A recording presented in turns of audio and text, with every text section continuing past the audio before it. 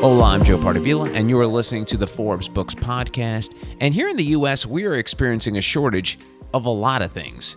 Just doom scroll through Twitter or pick up a newspaper if that's your thing. There are shortages everywhere, especially in much-needed STEM workers. But fortunately, there are some forward-thinking companies that have been stepping up to tap into our country's youth to fill that void. My guest this week is Malcolm Allen. Malcolm is a serial entrepreneur and the man behind STEMX, the leading STEM engagement and analytics platform that helps organizations discover pathways for impact, digital equality, and transformation. Malcolm, how are you? Hey, I'm doing great. Good to hear that, Malcolm. And so let's start the conversation talking about STEM. I know this is a big focus in your life right now. You're working on a podcast called STEMX. So for folks who are uninitiated with the acronym STEM, can you just break it down for us in the simplest terms, Malcolm, considering you're speaking right now to a college dropout? So help me out here, okay? Absolutely. STEM stands for science, technology, engineering, and math.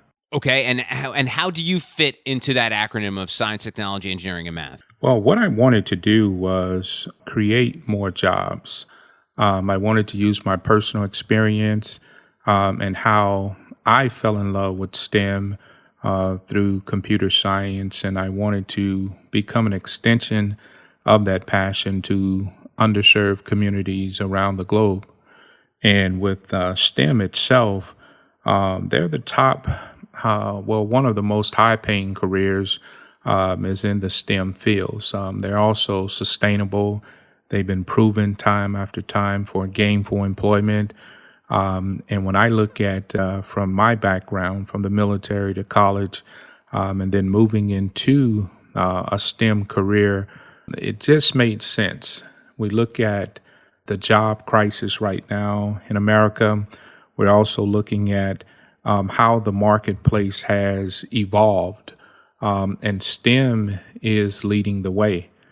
So with that science, technology, engineering, and math disciplines, I simply wanted to create a model that will make it more friendly to introduce it at an earlier age.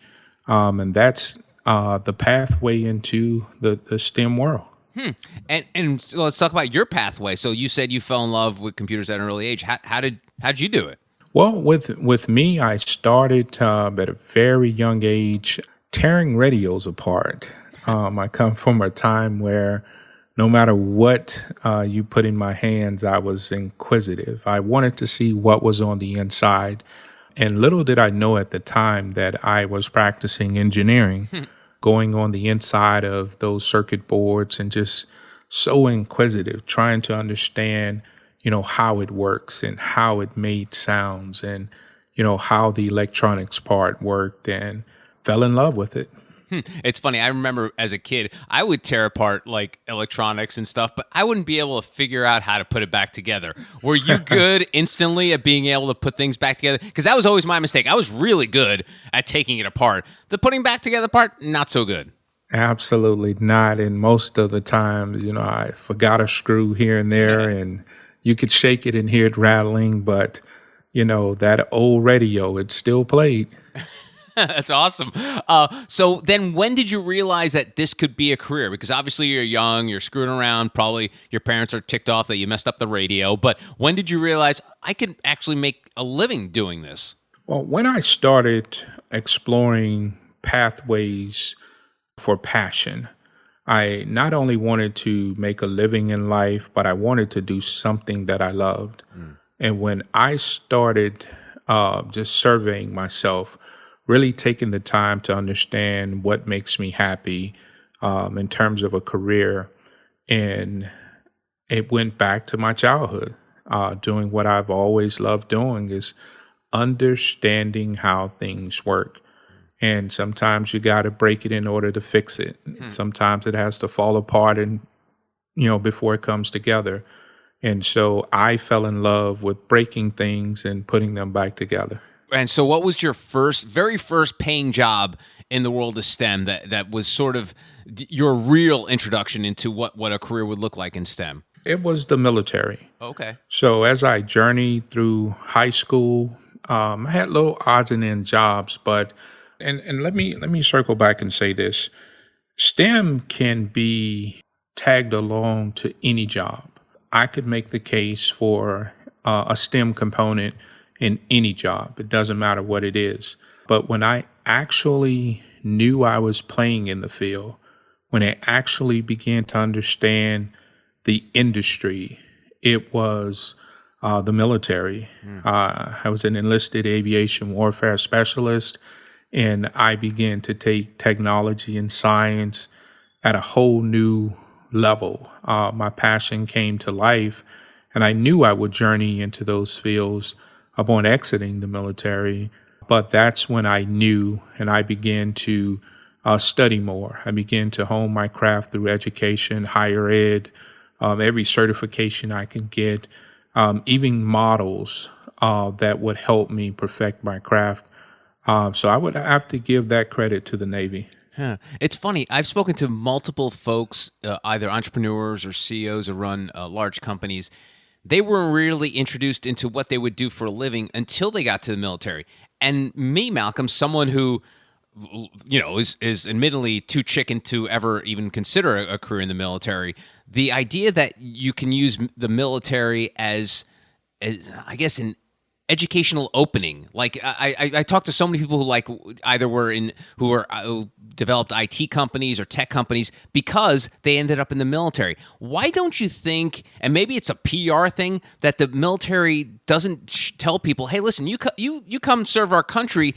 This will open up all sorts of doors in the world of technology, because I feel they don't do a good enough job of telling people that. Yeah, I agree. I had never heard of it until I got in the military and I began to explore higher ed opportunities. But that goes back to something I said earlier that could easily be used as a PR campaign. When you're starting young, I remember a time when I made paper planes. I think we all, as a child, we would tear a page out of a magazine, fold it up, make planes fly through the sky. We were exploring with STEM at that particular point, and we did not know it. In 2022, the acronym is becoming infamous with career development and readiness now, and students are being introduced to it at a very young age. All branches of the armed forces, specifically the Army, Navy, Air Force, and Marines, are promoting STEM readiness. I think they need to allocate a higher budget to it, but they are promoting STEM readiness. And these youth these days are aware. They're becoming aware. Now we have to turn that awareness into a passion, because we want them doing what they love, not just because it makes money, but doing what they love. And when you see how STEM solves problems, whether it's in the business environment or the socioeconomic marketplace, you begin to elevate your thoughts at a higher level, but you'll end up in a space where you're doing what you love. And that's what it's all about. And then you served in the Navy. What was it like trying to find work once you got out of Navy? Because again, as people I spoke to in the military, it's this really huge culture clash of this regimented world where you're expected to do certain things, and then you go out into the real world and it's so different. What was it like looking for a job once you left the Navy? It was painful. It was painful because when I got out around 95, 96, what the issue was transitional readiness. No one had figured out how to relate certain jobs to the civilian world. So as an aviation guy in the military, and you come home to a state where there's no aviation jobs, how is that going to translate? And I found myself in a situation where going back to school again, taking more certifications. But it wasn't until I homed in on my passion, I really began to understand that, hey, I was an enlisted aviation warfare specialist. There are components of that relates to the real world. And I took one component called situational awareness, helping students understand what's around them, taking those same techniques and tactics that I had learned in the military And now I'm applying them to social programs and putting students in a situation to where they become aware of what's around them and how to do things at a higher level. And that's where the difference came. So I found my passion through entrepreneurship, but the job opportunities are everywhere. It's a matter of knowing how to apply what you've learned. Sometimes it takes a little tweak, sometimes it takes an extra certification, but those careers can be mapped to real world opportunities. And that's part of what my model does. It maps your past experiences and your passions to real world opportunities that result into gainful employment. It's funny, Malcolm. I've just it's amazing how the job marketplace has shifted over the last 10, 15, 20 years because more than 10 years ago, and you probably experienced this when you were looking in the mid 90s, the recruiters and hiring managers didn't believe in transferable skills. They felt like they only if they hired you for this job if you had a similar job. They didn't hire you if you had skills for this job. It was just about your experience. But now you're seeing this huge shift. And so you probably didn't experience it in the 90s, but now you're experiencing this huge shift where you're seeing people get hired for jobs, like you said, that have these transferable skills. And that's a big change, Malcolm. I'm sure if you were looking for a job now, your job prospects would be a lot different than they were back in 95. Absolutely. And now you're in a situation where you're hearing terms like upskill and reskill. And STEM played a big part in that because, again, America's behind in the workforce compared to nations like China and the STEM industries.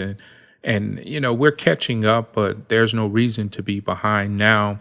Corporate America has really stepped up.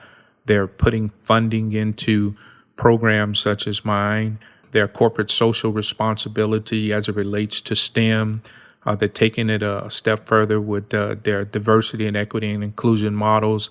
And they're bringing these communities forward in areas of science, technology, engineering, and math. They're making it easy to upskill and reskill their existing employees. And as you just stated, that wasn't there in the 90s. But now you can actually have a degree. That's one thing. And we're advocating for higher ed also. But an individual could come in and he can take past experience and he can build on it. And models like Elon Musk has implemented at SpaceX is a prime example of that.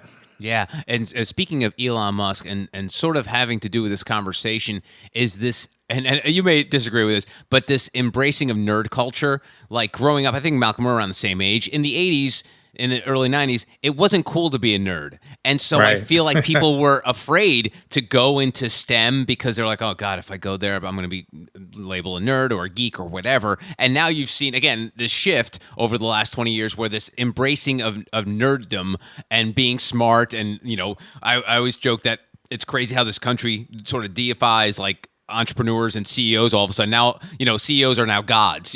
People like your mom and grandparents know who like the CEO of Facebook is, where when we were kids, Malcolm, we had no idea who's the head of GE or one of these major companies. So now it's I think it helps the STEM world that it's cool to be smart, right?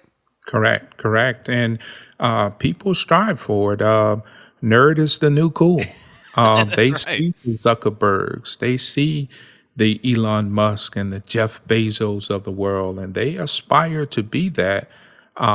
It's a different world out here right now, and innovation is the new cool. Yeah. And it does not come in the form of sports anymore. It comes in the form of technology, science, engineering, math, and arts. Kids are really striving to be great right now, and STEM is opening the door. Absolutely. And it is, you must find it funny too when you see all these sports stars get involved in STEM, right? They're Oh, investing absolutely. they're investing in tech companies. Absolutely. Where when we were kids, the nerds and the sport and the jocks never intertwined. Now all of a sudden you see all of these jocks like, yeah, I'm investing in Uber, I'm investing in, it's There it very is. funny to see There that. it is. Yeah. There it is. And when they look at, ways to diversify their portfolio, they're thinking of sustainability. And the first thing that comes to mind is STEM. As I journeyed through big boardrooms and underserved communities to find ways to tie STEM to a socio-economic problem. And the most recent one was mental health, tying STEM to mental health. When you start looking at how all of this comes together, all the dots connect. All the dots connect. There is a pathway.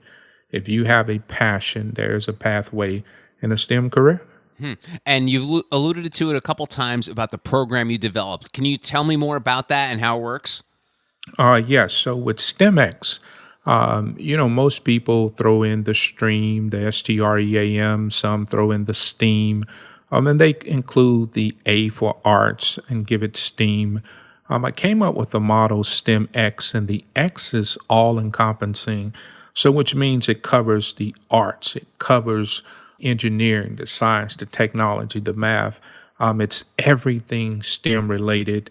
And the slogan for that is all STEM, all the time, all over the world. And what STEMX does, it brings together the high schools, the vocational, the higher ed, the MSIs, the HBCUs, the corporations. It brings everyone together and it creates pathways for the underserved, underrepresented communities. Well, they can choose vocational careers if they like. They can choose higher ed if they like. They can choose the military, or they can choose to become entrepreneurs. So when you connect them and you're building this pipeline, we did it in a way that has never been done before. And we built the first mentoring platform on the blockchain. Wow. And the reason why that's important is because it gave us scale and it gave us a continuum measurement of trackability. So we're operating with children from day one. When they hit 5 years old, clean up into college, we're able to log into that blockchain and follow their patterns along the way. And we can see the progression of STEM, or if the career evolved into something else, or if it went back to where the passion first started. We're creating that data through visualizations. And not only does the schools have access to that, the mentors have access to it, and the student himself, and they're able to see where their real passion lies. And that's going to be a game changer, because when you understand the data, you're putting yourself in a position to understand your real passion and where your skill sets can best be honed to go on to achieve something great. And whether that's your goal, whether that's to start a nonprofit, whether that's to teach and to give back, or whether that's simply to do what you love and provide meaningful financial opportunities for yourself and your family. Wow, that's great. And you mentioned the blockchain, and I know for years people have been talking about how there's limitless potential with the blockchain. It's not just about crypto and about NFTs. For folks who are uninitiated with blockchain, I think a lot of us get how it works with cryptos and NFTs, but how does it help in education? Well, that's a great question, and I've got several answers for you. When you apply blockchain in education, you want a ledger that can't be altered. That simply means that we want to be able to record something through a process that it can't be questioned or altered. And here's a good example to bring it home for you. Okay. If my transcript is stored on the blockchain, when a corporation needs to see it or the next school needs to see it, they know that, hey, this transcript has not been altered in any way. And it also puts them in a position to operate at the speed of thought, which means that it's instant access. Okay, it's instant access. There's no waiting in the mail. There's no requesting it and you have to send it off and it goes to 2, 3 parties. The blockchain facilitates a pipeline process where all stakeholders who are giving permissible access now have instant access to that particular document or file that you are seeking to share with them. Then it goes a step further. We're also, I would say, when you were a child, you may have had a certificate at 5 years old. You may have graduated, first grade, second grade, and who keeps up with all that stuff? And it often gets lost Yeah. sometimes. Well, we have ways now through our STEM model that you can archive your awards and things like that on the blockchain. It's there forever. Oh, that's cool. And you're able to track it and create that visual pathway from the age of 5 all the way to age 24. You're able to see all of these things, your awards, and it tells you how you're trending. So the blockchain is a key piece of it. And that's the heart of what we do in terms of the first mechanism of bringing collective impact together is connecting that pipeline so that all stakeholders have permissible access to that particular client. Wow, that's awesome. And you mentioned 5 years old. So kids are going to learn STEM at 5? Oh, absolutely. And the earlier, the better.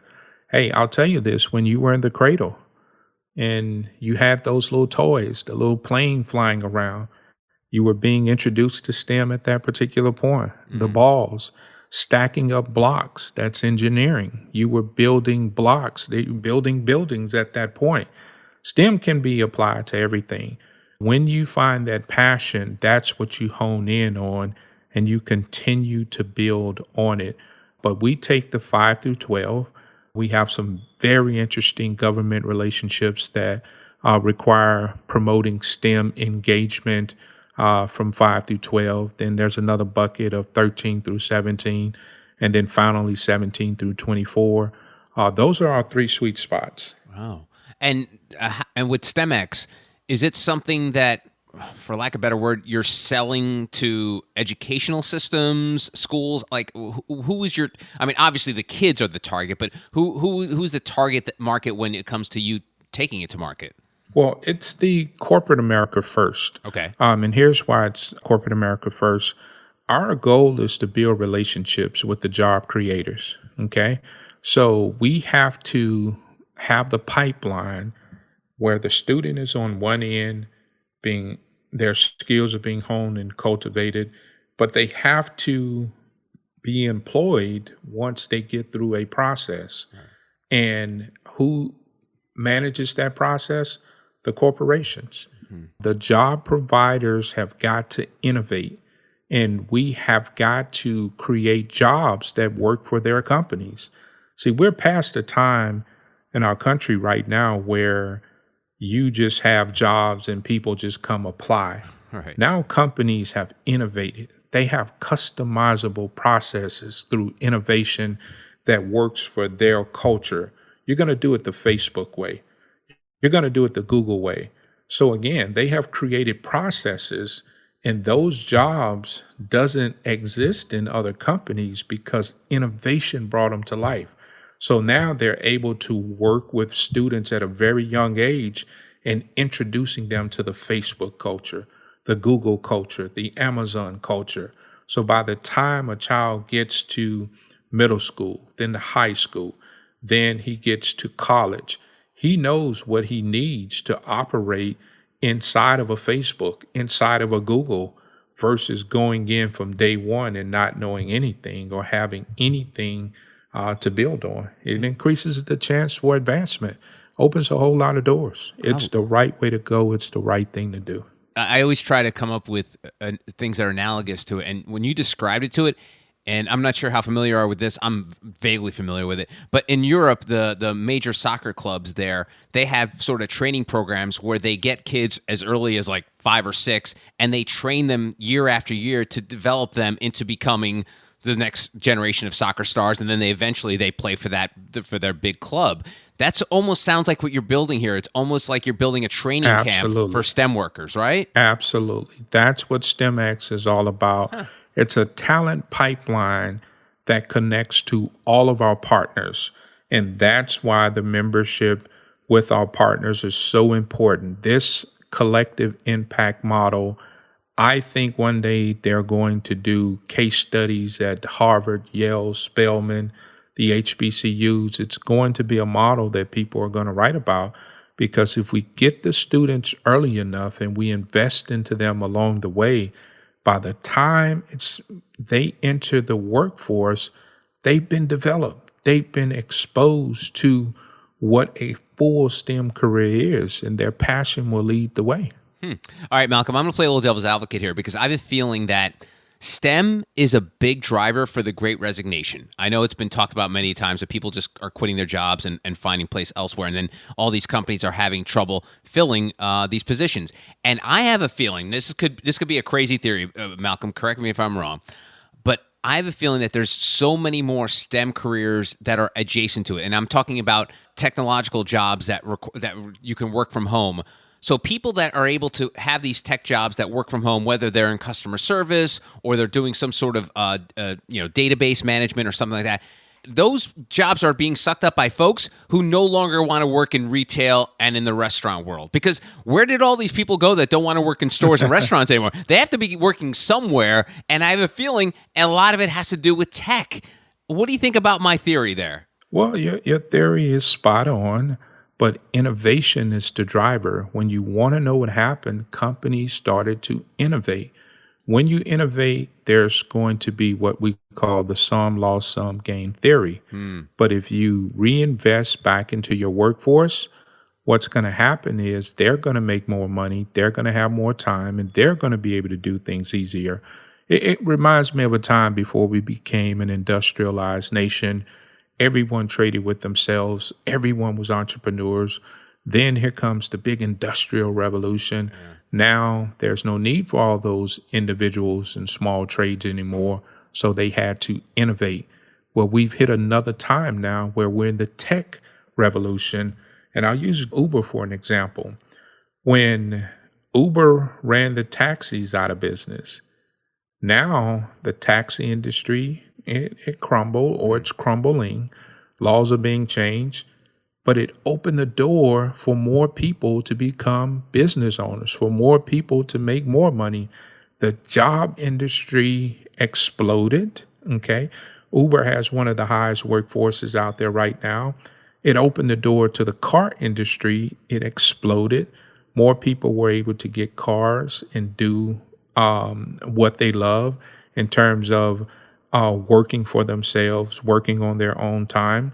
Now, and then the taxi industry is forced to innovate right now, where you had a few companies owning. Now you have multiple, if not tens of thousands of people becoming their own drivers and offering delivery services. So, but now watch this. It ties into the corporation that innovated and he downsized. Well, where did all those people go? They started doing their own thing. They're becoming entrepreneurs. Tech has afforded them their time. Tech has afforded them more money. And where the layoff was a big issue in most cases. But now, if you notice, the jobs, and we're not going to get into the politics of it, but again, we're adding jobs in most cases. All of those people are not unemployed. They're innovating. They're upskilling, they're reskilling, they are adapting the same way they did before we became an industrialized nation. This is America. We will innovate and we will adapt. And it's almost not even a simpler word, it's fixing too, right? Because it feels like the old way, like this taxi system, for example, people may not realize, say in big cities, they have these medallions that taxi drivers have to lease or own that cost hundreds of thousands of dollars. People don't know this. And then, and I almost feel bad for these folks who invested basically their life savings in this. And then all of a sudden here comes Uber be like, you don't need to do that. You don't need that. You just need an app on your phone. So, and in a way, going back to my point about the Great Resignation, all these jobs that people are fleeing from, there's a reason for it. I feel like during the pandemic, people realized, man, I feel better. During the lockdown, it sucked, but I feel better that I don't have to put up with those people. Like my mental health, my physical health is so much better. Let me find something that I don't have to deal with jerks. Like people's jerk meter just basically shut off where they were like, listen, I just don't want to deal with it anymore. I'm going to find a place that will make me happy. And in a way, that's what STEM is doing on a daily basis in the way it's innovating. It's taking people from a situation where they may not be as fulfilled, and now they are being fulfilled not only in their work life, but in their home life as well. And there you go. STEM is leading the way. Innovation is what's key. It's driving the workforce of the future. And those who fail to innovate will have to look for jobs. But if you focus on your passion, you tie your passion to prosperity, STEM will open any door. It'll open any door. And whether you realize it or not, when you do that self-study, that self-analysis, you have been working in STEM all your life. You just have to connect the dots. And Malcolm, to wrap things up, you are, I would call, a serial entrepreneur, right? You like to do a lot of things. Is that a good characterization of you? I would agree with that. I would agree with that. And so I wanted to ask you before we go about a couple of them. So My CEO, tell me about what you do with that company. With that company, it's a SBA affiliated franchise. We are pleased to have that relationship with SBA.gov. And it's one where I turned into a franchise, I would say about 7 years ago. We're in 35 states right now. And what My CEO does, it's a data algorithm company. So we focus on the data to create visualizations. And with our clients, we provide that visualization in terms of mapping assets to them. And it's used to solve problems internally, whether it be management, whether it be supply chain, or whether it be B2C or B2B, whichever your goal is. So we're in the business of data. My CEO is in the business of data. Interesting. And, on that question of being a serial entrepreneur, how do you do it? I have trouble keeping up with one job, and I understand you have to delegate when you become when you start running companies, and a lot of the responsibilities are handed off to lieutenants. But how do you manage your brain space when it comes to all of these different companies you're involved with? Well, I tell everyone, and I get asked that question every day, but let your passion lead the way. See, when you love what you do, it doesn't mean you won't work hard. But when you love what you do, you'll find time to enjoy it. That's the part of loving. If you have not found the time, then you're not loving it because you're overworked. And what I do really well is I manage my passion really well. And it's like if you're married and you're in love and you're in a situation where you want to keep on cultivating that relationship, you find the time for what you're passionate about. And no matter how many ideas you have, how many companies you run, let your passion choose where you spend your time. And that's what I do with each of my companies. I have a portfolio of 10 companies. But then part two of that, I'm surrounded by great people. I hire right the first time, and I try to bring people who share the same values that I have inside of my culture. And when I'm surrounded by the right people who love what they're doing and we're all on the same page, it's the best album you can make. It's the best song you could sing. It's complete harmony, and it allows everyone to continue to do what they love. He is the man behind STEMX. He is Malcolm Allen. Malcolm, thank you very much for the time. I really appreciate it. Thank you so much. You're welcome. And that wraps up another episode of the Forbes Books Podcast. If you enjoyed the show, make sure you take a second to subscribe so you automatically get new shows when they drop. Also, if you have a minute, I would love if you left us a review so more amazing entrepreneurs like yourself can discover the show. And please don't forget the golden rule and treat others as you want to be treated. Thanks for listening. Until next time, adios.